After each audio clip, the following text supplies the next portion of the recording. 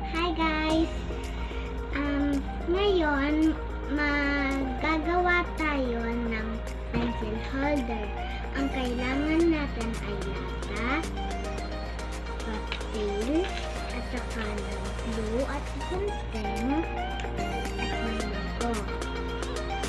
Ngayon, uunahin natin sa lata at sa papel.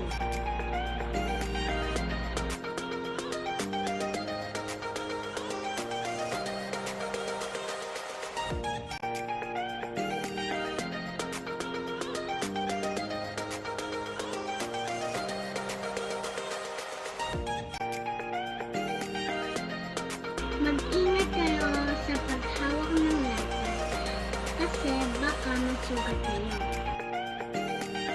At ngayon, para naman sa logo.